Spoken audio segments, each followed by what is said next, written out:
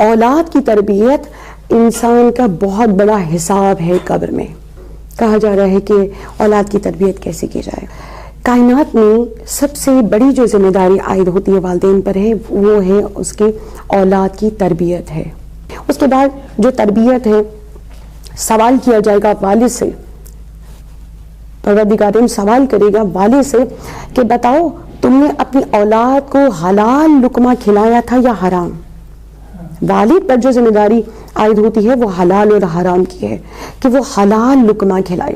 کیونکہ اگر آپ کے اولاد کے اندر آپ کی حرام کمائی کی وجہ سے اولاد نے ایک لقمہ بھی اندر لیا ہے تو اس کی 7 نسلوں تک کوئی بھی وہ اس میں اولاد میں سے کوئی بھی وقت کے امام کا لشکر کا سپاہی نہیں بن پائے گا. اس کے بعد جو سب سے بڑی ذمہ داری عائد ہوتی ہے وہ والدہ پر ہوتی ہے، ماں پر ہوتی ہے.